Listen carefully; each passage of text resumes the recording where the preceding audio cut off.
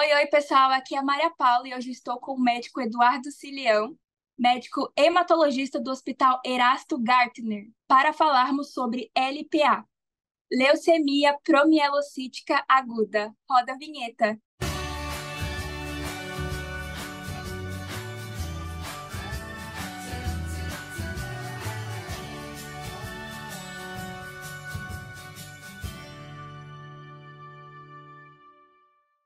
Doutor, muito obrigada pela sua participação aqui na TV Abrale. Para iniciar, o que diferencia a LPA de outras leucemias agudas? Boa tarde a todos que estão nos vendo. Eu gostaria primariamente de agradecer a Brale pelo convite. Eu sei o trabalho sério que a Brale faz divulgando esse tipo de material e instruindo os pacientes e os familiares. Para mim é uma honra estar aqui com vocês neste momento. Então, a leucemia aguda é uma leucemia em que a célula que está comprometida dentro da medula óssea, que é onde é feito o nosso sangue, é uma célula imatura. É uma célula que deveria estar na medula em uma pequena quantidade para dar origem às outras células, e na leucemia aguda ela está em grande quantidade. Isso é errado. Isso faz com que a fábrica, que é a medula, fique completamente comprometida. Não existe espaço para produzir a célula normal. Então, toda a fabricação do sangue, ela fica comprometida e alterada. Isso é na leucemia aguda. Porque agudo, então, de célula imatura e agudo de evolução rápida. Dias, semanas, no máximo em alguns meses. Se o paciente não for tratado, ele vai a óbito. E uma característica da promielocítica é que ela é uma leucemia mieloide, mas ela tem uma característica que a difere das outras. Ela parou o seu estágio de maturação em promielócito. Então, por isso que a gente chama ela de leucemia mieloide aguda, subtipo promielocítica. Se a gente olhar essa célula dentro de um microscópio, a gente vai ver que ela é cheia de grânulos. E ela tem como se fossem umas ferpinhas, que na coloração ao microscópio fica vermelha, que nós chamamos bastonetes de Auer. Essa célula é cheia de bastonetes de Auer. Então, ela se diferencia tanto na parte clínica, como na parte laboratorial, de cromossomo, de gene. Ela é diferente das outras, e também em termos de curabilidade e em termos de prognóstico. E quais são os sintomas da doença? Como eu comentei com vocês, a célula é cheia de grânulos. O que acontece? Esses grânulos, eles podem ser liberados pela célula e cair na circulação. Quando isso acontece, eles estão cheios de substâncias procoagulantes. Então, eles vão bagunçar a parte de coagulação do paciente, fazendo com que ele tenha uma predisposição muito grande a ter hemorragia. Qual é o pior sangramento que uma pessoa pode ter? O sangramento cerebral, porque ele pode deixar a pessoa sequelada ou ele pode levar a pessoa a óbito pela extensão e comprometimento da função cerebral. Perfeito, doutor. E como é feito o diagnóstico?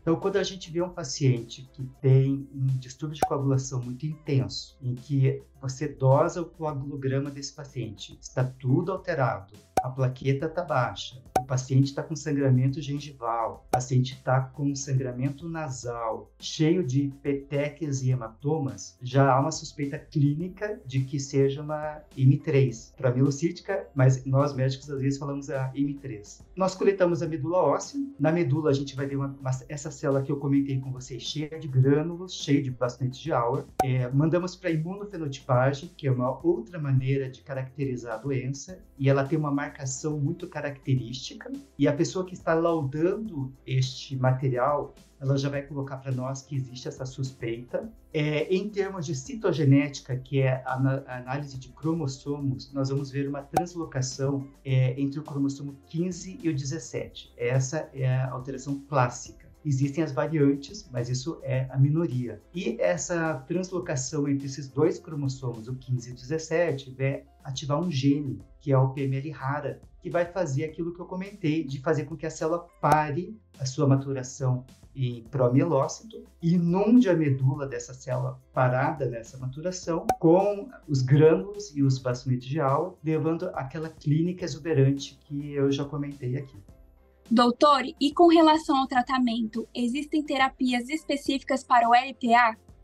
Ela tem um tratamento diferenciado, porque o mecanismo dela a gente chama patogênese, o que levou ela a se estabelecer, é diferente das outras. Então, houve uma translocação do cromossomo quísico 17, ativação do PML rara, então isso levou a uma via que pode ser usada como uma via de terapia mais específica. Então, a gente não usa a quimioterapia tradicional, a gente adaptou o tratamento. Então, o que revolucionou o tratamento dessa patologia foi a descoberta do Vezanoid. É um medicamento que ele faz com que a célula que estava parada em promielócito, que ela termine a sua maturação. A descoberta deste medicamento fez com que essa doença saísse da pior leucemia para uma das de melhor prognóstico. Além disso, a gente tem também o trióxido de arsênico, que pode ser usado, e é uma medicação com efeitos muito bons de curabilidade. Nós também associamos quimioterapia tradicional, mas é feita em outras dosagens, não é a mesma da quimioterapia da leucemia mieloide aguda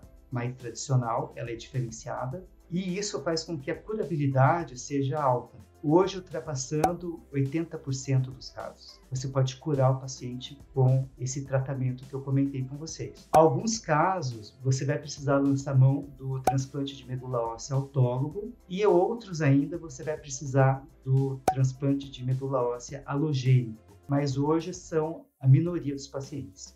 Nós não fazemos geralmente manutenção para o tratamento de leucemia mieloide aguda. A M3 é uma exceção. A gente pode fazer uma manutenção com o tratamento, geralmente oral, para evitar recaída. Então, ela tem essa particularidade também.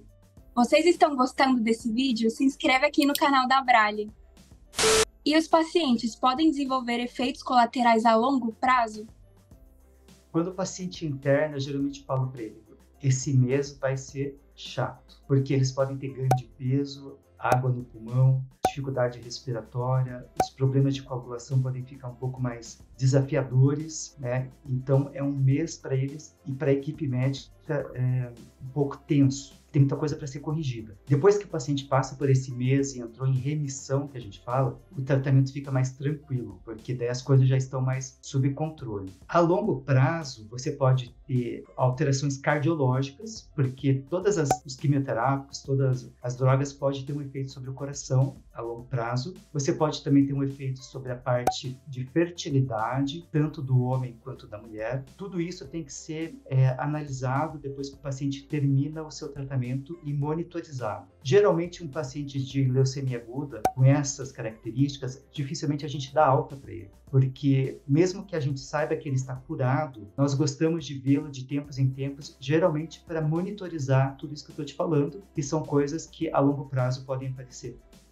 Doutor, muito obrigada pela sua presença. E você gostaria de deixar alguma consideração final? Então, eu gostaria de encerrar, de concluir, dizendo que o tratamento da LMA, da promielocítica, ele revolucionou, passou de uma leucemia de pior prognóstico para hoje uma de melhor prognóstico, uma curabilidade alta, mas a demora no diagnóstico, ela pode fazer com que um paciente de baixo risco, ele evolua para alto risco, porque a quantidade de blasto vai aumentando, vai sendo jogada na circulação, a plaqueta vai caindo e o risco do tratamento desse paciente aumenta. Então, quanto mais precoce for o diagnóstico, melhor para o paciente, maior a chance de cura dele e menor as intercorrências do tratamento. Além disso, eu queria lembrar que, mesmo que aparente que a gente já resolveu o problema de M3, ainda nós temos pacientes que não são curados. Então, por isso, tem muitos cientistas, muitos médicos que estudam M3 para tentar com que o resultado, que hoje aí gira em torno de 80%, 85%, chegue em 100%. Nós queremos que 100% dos pacientes sejam curados. Então, isso faz com que várias medicações, várias associações, novos protocolos estejam continuadamente sendo propostos e estudados para que a gente melhore ainda mais os números destes pacientes. Mais uma vez, eu gostaria de agradecer o convite. Para mim é uma satisfação enorme falar para uma entidade que eu admiro muito e que ajuda muitos pacientes meus e de outros médicos, e falar de uma doença que é grave. Só alguém que tem um paciente assim da família para saber o quanto que o mental, o emocional, emocional, a saúde, está envolvido, é uma vida, meses de internamento, quimioterapia, sofrimento, e saber que várias pessoas estudaram e melhoraram muito o prognóstico dessa doença. Daqui a pouco tempo, no futuro não muito distante, a gente vai chegar aí, se Deus quiser, 100% de cura. Meu e-mail fica disponível para quem quiser fazer pergunta, eu estarei à disposição e vai ser uma satisfação responder a todas as dúvidas que vierem de curiosidades que vocês possam ter. Muito obrigado. Se você gostou desse vídeo, curte, comenta, compartilha e é isso. Um beijo!